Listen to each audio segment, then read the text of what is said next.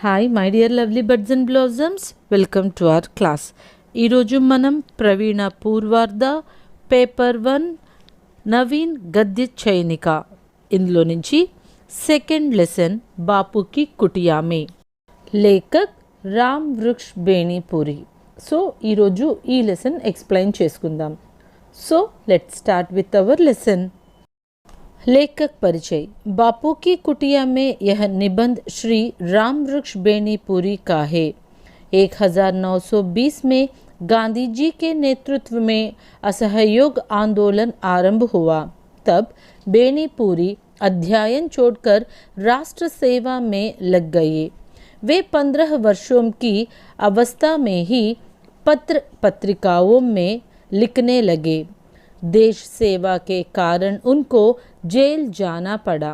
उपन्यास, नाटक, कहानी, यात्रा, विवरण, निबंध आदि सब भी गद्य विद्वाओं में बेनीपुरी की अनेक कृतियों प्रकाशित हो चुकी है.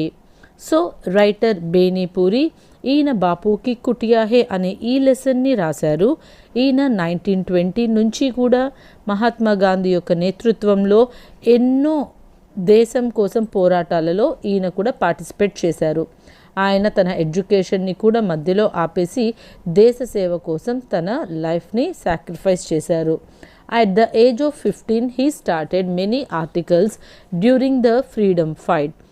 So regarding the freedom fight ఈయన ఎన్నో ఉపన్యాస్, నాటక్, కహానీ, అలాగే యాత్ర, వివరణ్, నిబంధ్ అన్నీ కూడా పీపుల్ని మోటివేట్ చేయడానికి ఎన్నో కృతియం రాశారు ఈయన. అంబపాలి, సీతా की माँ, संघमित्र, पतितों के देश, चिता के फूल, ऐसे कुछ कृतियों मशहूर है. So these are some of his great writings. So let's start with our lesson बापू की कुटिया में. लेख का सारांश. गांधी जी की मृत्यु के बाद लेखक अपना दुख हल्का करने के लिए उनकी कुटियों में गए. लेखक को ऐसा अनुभव हुआ कि गांधी जी कुछ देर के लिए बाहर गए हैं और जल्दी वापस आ जाएंगे. उनका तकिया, तुलसी माला, चरखा सब कह रहे थे बापू आ जाएंगे, मगर बापू की घड़ी और खड़ाऊ की जोड़ी कहती थी कि बापू नहीं आएंगे, क्योंकि वे उनको छोड़कर बाहर निकलते नहीं थे. So on 30th January 1948 at the age of 78 Mahatma గాంధీని తన కాంపౌండ్ అయిన బిర్లా హౌస్, ఇప్పుడు ఏదైతే గాంధీ స్మృతి ఉందో అదే ప్లేస్లో ఆయన్ని చంపేశారనమాట. ఆయన్ని చంపింది నథూరామ్ వినాయక్ గాడ్సే. ఆయన ఒక మహారాష్ట్రియన్ హిందూ. అంతేకాకుండా ఆయన Hindu nationalist and he was also a member of Hindu Mahasabha. So గాడ్సేకి గాంధీజీ మీద ఎందుకు అంత వ్యతిరేక భావం వచ్చింది అంటే Godse always considered that Gandhiji has been too accommodating to Muslims during the partition of India. So India partition అవుతున్న టైంలో ఎక్కువగా ముస్లిమ్స్ వైపు గాంధీ మాట్లాడారని, దానివల్ల మన హిందూస్ ఎవరైతే ఇండియాలో ఉన్నారో వాళ్ళందరికీ అన్యాయం జరుగుతుంది అనే ఆవేదనతో గాడ్సే గాంధీజీని చంపేశారు. సో ఆ ఇన్సిడెంట్ అయిన తర్వాత మన రైటర్ గాంధీకి కుటియా, గాంధీజీ యొక్క హట్కి వెళ్ళారనమాట. హట్ మీన్స్ గుడిసె. ఆయన యొక్క ఆశ్రమం ఉండే ఎక్కువగా ఆయన టైం స్పెండ్ చేసి ఆ గుడిసెకు వెళ్ళారనమాట. సో అక్కడ ఎటు చూస్తున్నా సరే లేఖక్కి గాంధీజీ ఇప్పుడే వచ్చేస్తారు, బయటికి వెళ్ళారు అన్నట్టు ప్రతి ఒక్క ఐటమ్ కూడా ఆయనకి రిప్రజెంట్ చేస్తుందన్నమాట. కానీ ఆయన యూస్ చేసే ఆ వాచ్ అండ్ అలాగే చేతి కర్ర ఏదైతే ఉందో తను ఎప్పుడూ కూడా వదలకుండా బయటికి వెళ్ళేవారు కాదు. సో వాటిని తీసుకొని వెళ్ళేవారు అనమాట. సో అలాంటివి అక్కడ చూసేసరికి మన లేఖకి నిజంగానే గాంధీ ఇంకా లేరు అని అర్థమైంది. ऋषि परंपरा. ऋषि मुनि जीवन भर राम नाम बजते हैं, मगर मरते समय उनके आंखों में राम नाम नहीं निकला. लेकिन दृष्टि ने जब गांधी जी पर गोलियों चलाई तब उनके मुख से राम नाम ही निकला। जन्म जन्म मुनि जतन कराही, अंत राम कही आवत नाही। సో గాంధీజీ తన లైఫ్ లాంగ్ కూడా రామనామాన్ని వదలలేదు. At the time of death also he use to జప్ రామ్ నామ్. తులసీదాస్ రాసిన రామచరితమానస్ని ఈయన ఎప్పుడూ కూడా అధ్యయనం చేస్తూ ఉండేవారు. बापू की अलमारी। बापू की कुटिया में 3 कानों का एक छोटा शेल्फ था। शेल्फ के ऊपर एक पत्थर था। यह बापू के लिए पेपरवेट का काम करता था। शेल्फ के में भगवत गीता, मानस जैसी बापू की पसंद की किताबें थी। फिर वे 3 सुप्रसिद्ध बंदर की मूर्तियाँ थी। उसके बगल में एक चिकना पत्थर का टुकड़ा था। उस पर लिखा था प्रेम ही भगवान है। సో బాపూజీ యొక్క రూమ్లో ఎంటర్ అయిన తర్వాత ఆయనకి ఒక కార్నర్లో 3 షెల్ఫ్ ఒక అల్మారా కనిపించింది. అందులో ఫస్ట్ అల్మారా పైన ఒక రాయి ఉందన్నమాట. ఆ రాయిని తను గాంధీజీ పేపర్ వెయిట్ లాగా యూజ్ చేసేవారు. అండ్ నెక్స్ట్ షెల్ఫ్లో భగవద్గీత, రామచరితమానస్ లాంటి గాంధీజీ చదివే బుక్స్ ఎన్నో ఉన్నాయి. ఆ తర్వాత దాని కింద షెల్ఫ్లో 3 ప్రసిద్ధ బందర్కి మూర్తియా, చెడు వినకు, చెడు చూడకు, చెడు మాట్లాడకు అని రిప్రజెంట్ చేసే 3 మంకీ స్టాట్యూస్ ఉన్నాయి. అండ్ నెక్స్ట్ టు దట్ ఒక సాఫ్ట్ స్టోన్ మీద ఏమని రాసుందంటే ప్రేమ్ హీ భగవాన్ హే, సో లవ్ ఈజ్ గాడ్ అని రాసుంది. సో ఇలాగా ఎక్కడెక్కడైతే ఆయన కూర్చుంటారో అలా ప్రతి చోట కూడా ఆయన్ని రిప్రజెంట్ చేస్తూ ఎన్నో వస్తువులు కనిపించాయి. అండ్ గాంధీజీ కూర్చునే ఒక మ్యాట్ ఉంది. ఆ మ్యాట్కి దగ్గరలో ఒక స్పిన్నింగ్ వీల్ ఉందన్నమాట, charkha. So he use to spin the cotton wick all the time with the charkha. कर्मवीर मूर्ति और क्रांति मूर्ति। लेखक ने गांधी जी के 4 विभिन्न रूपों को देखा था। जब लेखक स्कूल में पढ़ते थे तब रेलवे स्टेशन जाकर गांधी जी को देखा। बापू चंपारण में गोरों से लड़ने जा रहे थे। तब लेखक को गांधी जी कर्मवीर मूर्ति जैसे लगे। दूसरे बार लेखक ने गांधी जी को भरी भीड़ में देखा। तब गांधी जी ने कूले आम अंग्रेजी सरकार को शैतानी सरकार कहा। उस समय लेखक को गांधी जी క్రాంతి మూర్తి లగే. సో లేఖక్కి మన గాంధీ గారు చిన్నప్పటి నుంచి 2 సార్లు చూశారనమాట. సో గాంధీని ఫస్ట్ టైం చూసినప్పుడు రైల్వే స్టేషన్లో చూశారు. అప్పుడు గాంధీ చంపారాన్ అనే ఒక ఉద్యమాన్ని చేస్తున్నారు. అక్కడ ఉన్న బ్రిటిషర్స్తో ఆయన ఫైట్ చేస్తున్నారు. అప్పుడు తనకి ఒక సోల్జర్ లాగా కనిపించారు.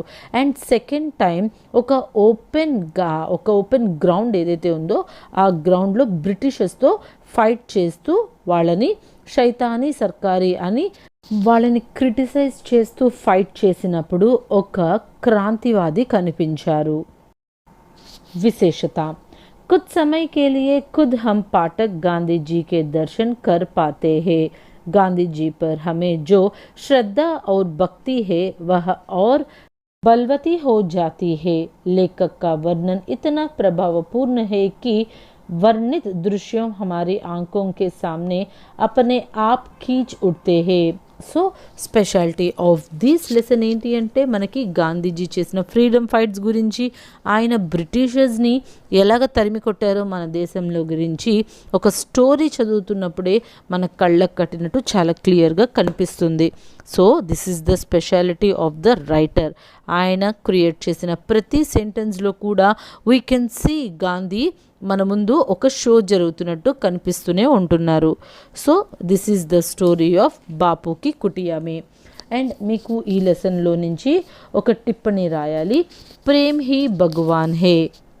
लेखक रामवृक्ष बेनीपुरी गांधी जी की मृत्यु के बाद उनकी कुटिया में गए. वह उन्होंने गांधी जी का बिस्तर देखा, उनका तकिया, तुलसी माला, चरखा, घड़ी, खड़ाऊ सब देखा. वहाँ की खुली अलमारा में 3 बंदरियों की गुड़ियों देखी. एक शेल्फ में एक चिकना पत्थर का टुकड़ा था. उस पर लिखा था प्रेम ही भगवान है. गांधी जी ने सबसे प्रेम किया, वे पापों से घृणा करते थे, పాపయోం से नहीं. సో మనం ఆల్రెడీ చెప్పుకున్నాం కదా, గాంధీజీ రూమ్లో ఒక సాఫ్ట్ స్టోన్ మీద ప్రేమ్ హీ భగవాన్ హే అని రాసింది. అసలు ఎందుకు అలా రాశారు దాని గురించి ఇప్పుడు మనం ఒక టిప్పణి రాద్దాం. సో గాంధీజీ ఏమని బిలీవ్ చేసేవారంటే, ప్రేమతోనే మనం ఏదైనా చేయగలుగుతాం.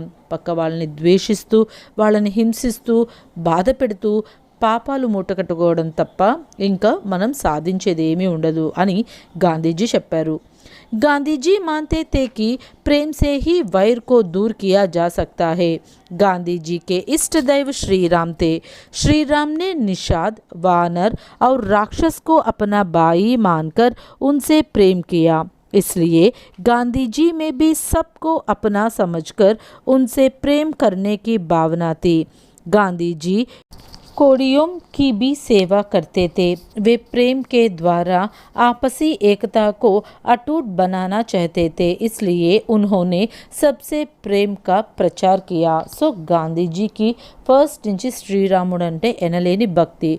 సో లార్డ్ శ్రీరామ్ చూపించిన దారిలో ఎప్పుడు కూడా ఆయన హానెస్ట్గా, అందరితో లవబుల్గా, అందరి యొక్క రెస్పాన్సిబిలిటీస్ తీసుకుంటూ, ఒక లీడర్గా అందరి మంచి కోరుకుంటూ ముందుకు వెళ్ళాలి అని అందరికీ కూడా చెప్తూ ఉండేవారు.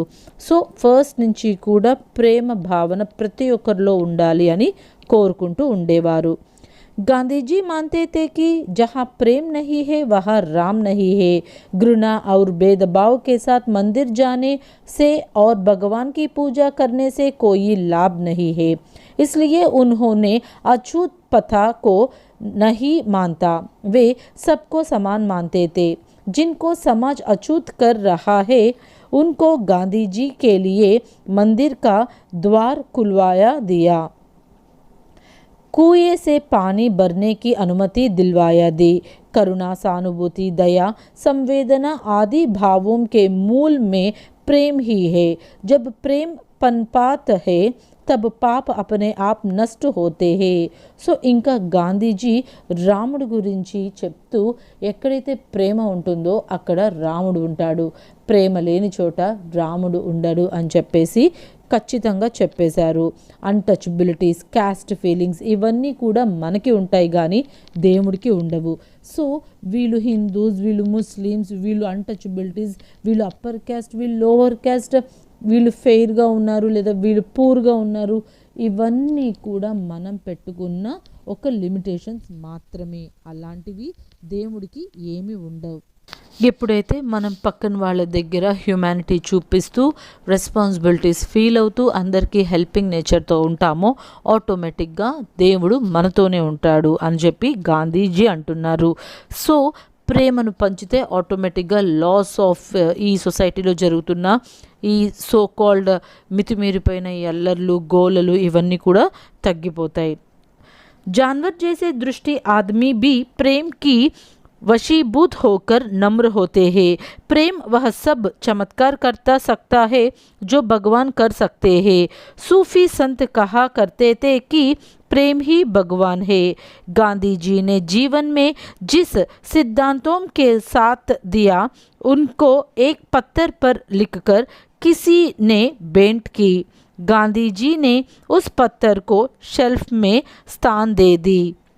సో ఈ యానిమల్ లైఫ్ ప్రతి ఒక్కరు ఎవరైతే లీడ్ చేస్తున్నారో ఈ సొసైటీలో, అలాంటి వాళ్ళందరూ కూడా గుర్తుపెట్టుకోవాల్సింది ఏంటి అంటే, మనం ఎప్పుడైతే ప్రేమగా ఉంటామో, అందరితో కూడా రెస్పాన్సిబుల్ తీసుకొని ప్రతి ఒక్కరిని ఈక్వల్గా ట్రీట్ చేస్తామో, అంటే అప్పర్ క్యాస్ట్, లోవర్ క్యాస్ట్ అని, లేకపోతే మనీ గురించి కానివ్వండి, కలర్ గురించి కానివ్వండి, టాలెంట్స్ గురించి కానివ్వండి, ఇంక్లూడింగ్ ఎనీథింగ్, దేని గురించి కూడా we should not differentiate one another. So అలాంటివన్నీ కూడా ఎప్పుడైతే ఒకరి మీద ఒకరికి కేరింగ్ అండ్ హ్యూమానిటీ పెరుగుతాయో, మనలో ఉన్న ఈవిల్ థాట్స్ అనేవి అన్నీ కూడా అంతరించిపోతాయి. సో ప్రతి ఒక్కరిలోనూ కూడా భగవంతుడిని చూస్తే ఆటోమేటిక్గా మనకి ఈ లోకమంతా, ఈ విశ్వమంతా కూడా విష్ణుమూర్తే కనిపిస్తాడనమాట. సో ప్రేమ్ హీ భగవాన్ హే means feel and treat each and every one as yourself. నిన్ను నువ్వే ఈ సొసైటీలో చూసుకో, ప్రతి ఒక్కరిలో కూడా నిన్ను నువ్వు చూసుకుంటే ఆటోమేటిక్గా ప్రతి ఒక్కరిని కూడా మనం రెస్పెక్ట్గా అండ్ ఈ సొసైటీని చాలా హెల్దీగా ఉంచడానికి ట్రై చేస్తూ ఉంటాం. So this is your lesson బాపుకి కుటియా మే. అండ్ ఈ లెసన్లో మీకు 3 సందర్భ సహిత్ వాక్య ఉన్నాయి. అండ్ అకార్డింగ్ టు ద సందర్భ సహిత్ వాక్య యూ హ్యావ్ టు రైట్ प्रसंग संदर्भ एंड व्याख्या. फर्स्ट वन, उस दिन संसार ने पाया था ऋषियों की परंपरा टूटी नहीं है, बल्कि उसमें नई ज्योति की एक नई कड़ी जुड़ गई है. सो प्रसंग అని చెప్పేసి यह वाक्य बापू की कुटिया में नामक पाठ से लिया गया है. यह श्री राम वृक्ष बेनीपुरी का निबंध है. एंड संदर्भ, लेखक गांधी जी की मृत्यु के बाद उनकी कुटिया में गए, उन्होंने वहाँ जो भी देखा उनका वर्णन किया है. సో మీరు ప్రసంగ సందర్భ ఈ మూడిట్లో ఏది వచ్చినా సరే యాజ్ ఇట్ ఈజ్ రాసేయండి. అండ్ వ్యాఖ్య అనేది మీకు సెంటెన్స్ టు సెంటెన్స్ మారుతుంది. సో ఇక్కడ ఇచ్చిన సెంటెన్స్కి मुनि और ऋषि हर पल राम नाम का उच्चारण करते रहते हैं. वे राम नाम रटकर मोक्ष प्राप्त करने की आशा करते हैं. उन मुनियों का जीभ राम नाम का अमृत पिया है. हे राम निकलता है. बापू ने भी उस ऋषियों का जीवन ही यापन किया. సో ఋషులు ఎలాగైతే రామనామం జపించారో బాపు కూడా అలాగే రామనామం జపించారు అని చెప్పేసి ఈ సప్రసంగ్ వ్యాఖ్య యొక్క మీనింగ్. సెకండ్ వన్, यदि सच्ची राह पर हो तो तुम्हें क्रोध करने की ज़रूरत नहीं. సో దీనికి వ్యాఖ్య, गांधी जी कुटिया में एक छोटा सा शेल्फ था, उसमें बापू का सारा मानस संसार समाया था. उनके ऊपर एक कार्डबोर्ड था, उस पर लारिमर नामक विद्वान की सूक्त लिखी हुई थी. यह वाक्य वही सूक्त है. यह वाक्य गांधी जी के सिद्धांतों का निचोड़ है. गांधी जी ने कभी भी किसी पर भी गुस्सा नहीं किया था. वे मानते थे कि క్రోధ్ करने से कोई लाभ नहीं है. సో మనకి ఈ సెంటెన్స్ ద్వారా గాంధీజీ ఏం చెప్తున్నారంటే, సో కోపం తెచ్చుకోవడం వల్ల ఎలాంటి ప్రయోజనం ఉండదు. మనిషి ఎప్పుడు మనసుని ప్రశాంతంగా ఉంచుకుంటూ అందరితో ప్రేమగా ఉంటేనే తను ఒక మంచి మనిషిలాగా ఈ సొసైటీలో బ్రతకగలడు అని చెప్తున్నారు. థర్డ్ వన్, झूठा शब्द में निहित नहीं है, चल करने में है. चुप्पी साधकार भी झूठा बोला जा सकता है. गांधी जी की कुटियों में अनेक चटाइयों थी. उन चटाइयों पर देश विदेश के बड़े बड़े व्यक्तियों बैठा करते थे. वे चटाइयों एक कोने पर रखी गई थी. वहाँ उनके ऊपर एक कार्डबोर्ड लटकर रहा था. उनमें महान विचारात्मक रक्तीन की यह सूक्ति लिखी गई है. गांधी जी चुटपन से ही सच बोलते हैं. वे झूठ को सारे पापों का मूल समझते हैं. సో అక్కడ ఆ ఆశ్రమంలో పెద్ద పెద్ద గొప్ప వాళ్ళందరూ వచ్చి ఒక కార్నర్లో ఉన్న రాక్ మీద కూర్చొని గాంధీజీతో మాట్లాడుతూ ఉండేవారు. అలాంటి వాళ్ళందరిలో కూడా మనకి ఎన్నో గొప్ప గొప్ప మెసేజెస్ అన్నీ కూడా గాంధీజీ ఇస్తూ ఉండేవారు. అక్కడ ఒక కార్డ్బోర్డ్ మీద ఏమని రాసిందంటే, అబద్ధం చెప్పడం మహాపాపం. ఎవరైతే ఒక్క అబద్ధంతో మొదలు పెడతారో వాళ్ళు ఆ అబద్ధాన్ని కప్పిపుంచుకోవడానికి ఇంకొక అబద్ధం, ఆ తర్వాత ఇంకొక అబద్ధం వాళ్ళు చెప్పాల్సి వస్తూ ఉంటుంది. సో దాని బదులు అబద్ధం చెప్పకుండా ఎప్పుడూ హానెస్ట్గా ఉంటూ నిజాయితీగా ఉంటేనే మంచిది అని ఒక కార్డ్బోర్డ్ మీద రాసుంది. సో ఈ 3 సందర్భ సహిత వాక్య అకార్డింగ్ టు ద సెంటెన్స్ మీరు వ్యాఖ్య రాయండి. I hope you understand this lesson. Thanks for watching. Please like, share and subscribe.